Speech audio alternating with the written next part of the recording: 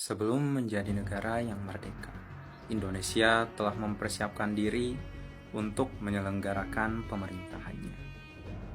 Pro kontra, konflik, dan tatanan kehidupan Indonesia sebelumnya membuat Indonesia sadar akan pentingnya suatu aturan dasar yang nantinya menjadi pedoman Indonesia dalam bernegara.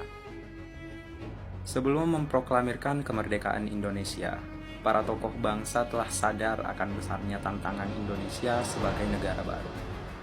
Sadarnya hal itu mendorong mereka untuk melakukan tindakan preventif sebagai upaya mencegah kekacauan yang tidak diinginkan. Gencarnya serangan, baik dari luar maupun dalam negeri sendiri, mendorong para tokoh bangsa untuk menentukan tujuan awalnya.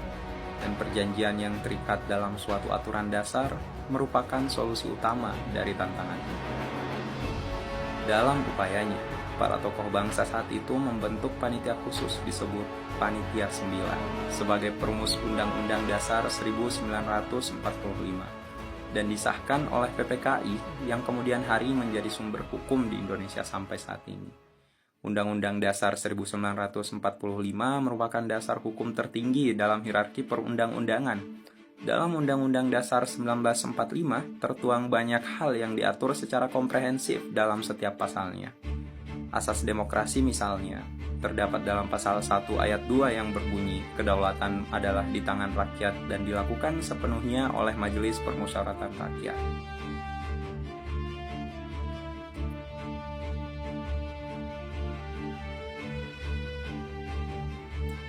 Begitupun dengan hukum lainnya. Salah satu hal penting adalah hak asasi manusia yang dijamin dalam Undang-Undang Dasar 1945. Dalam pasal 28 berbunyi, kemerdekaan berserikat dan berkumpul, mengeluarkan pikiran dengan lisan dan tulisan, dan sebagainya ditetapkan dengan undang-undang. Indonesia dengan keberagamannya akan sangat membutuhkan peraturan agar kehidupan harmoni dapat terwujud.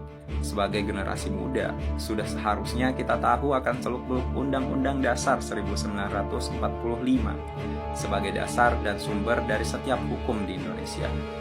Sudah menjadi kewajiban kita untuk paham akan setiap peraturan yang ada, agar demikian kita dapat menjadi warga negara yang aktif partisipatif dalam negara, bersama memajukan negara.